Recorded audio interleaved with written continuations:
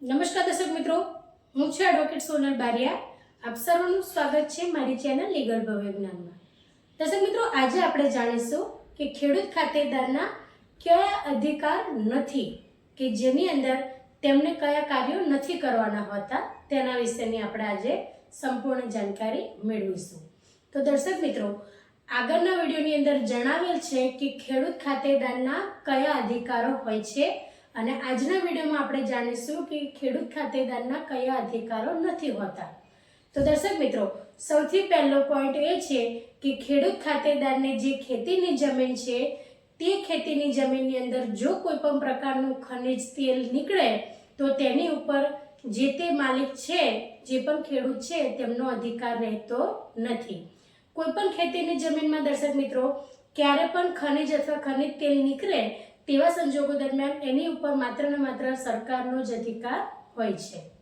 ભલે તમે માલિકી હક ધરાવો છો, પરંતુ એના પર અધિકાર તમારો રહેતો નથી.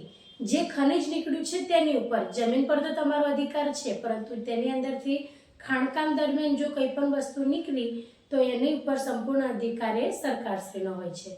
ત્યારબાદ દર્શક મિત્રો, બીજો નિયમ છે કે જો તમારી ખેતીની જમીન છે એ ખેતીની જમીનની અંદર માત્ર તમે ખેતી કરી શકો છો, પરંતુ એવું કોઈ પણ કાર્ય નથી કરી શકતા કે જે ખેતીની જમીન ઉપજાઉ છે કે જેની ઉપર સારી એવી ખેતી થઈ શકે છે, અને કોઈ એવા કાર્ય કરવાથી તમારી જે ખેતીની જમીન છે એ કાયમ માટે બિન ઉપજાઉ, એટલે કે ક્યારે પણ એ ખેતી કરવાને લાયક જ ન રહે તેવા પ્રકારની કોઈ પણ પ્રવૃત્તિ તમે તમારી પોતાના કબજાની જે પણ ખેતીની જમીન છે તેમાં તેવું કાર્ય કરી શકો નહીં. ત્યારબાદ દર્શક મિત્રો, ત્રીજો પોઈન્ટ છે કે તમારા ખેતીની જે પણ જમીન છે તેની અંદર તમે ક્યારે પણ મીઠું પકવી શકતા નથી. જો તમારે મીઠું પકવવું હોય તો તેની માટે તમારે જે તે ઓથોરિટી હોય છે તેની પાસે તમારે પરમિશન લેવાની હોય છે. પરમિશન વગર તમે ખેતીની જમીનમાં ક્યારે પણ મીઠાનો જે છે પાક એ ના લઈ શકો, મીઠું ના પકવી શકો.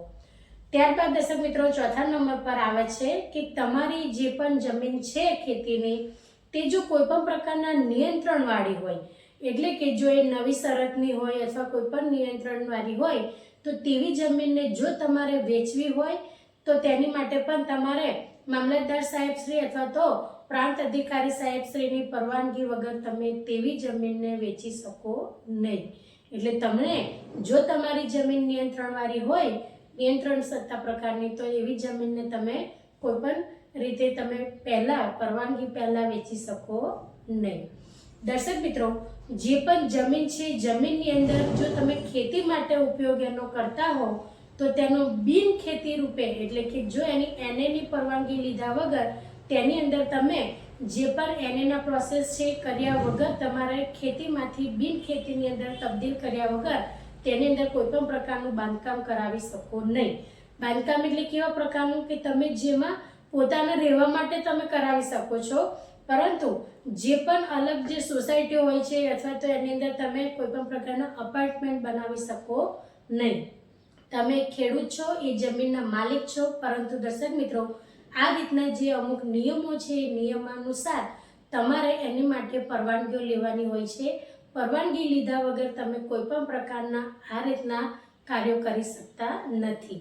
એટલે ખેડૂત ખાતેદાર તરીકેના તમને આ જે 5 નિયમો છે તેની અંદરથી એક પણ તમારે જો નિયમનો ભંગ થયો તો તમને દંડ પણ થઈ શકે છે દર્શક મિત્રો, અને તમારી ઉપર કાનૂની પગલાં પર લઈ શકાય છે.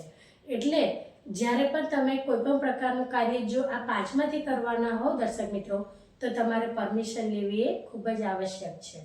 દર્શક મિત્રો, તમારે જે નિયંત્રણ પ્રકારની સત્તાની જે જમીન છે એની વાત કરીએ તો એની અંદર જે પણ 73A હોય છે અથવા તો પછી નવી શરતની જે જમીન હોય છે અથવા ખેતીની જમીનને તમારે બિન ખેતીના ઉપયોગ માટે જો ઉપયોગ કરવો હોય તો તેવા સંજોગોમાં પણ તમારે એનો જે તે પ્રોસેસ હોય છે કરવાનો હોય છે, અને પ્રોસેસ કર્યા બાદ જ તમે જે તે જમીનનો બિન ખેતી તરીકેનો તેનો ઉપયોગ કરી શકો છો.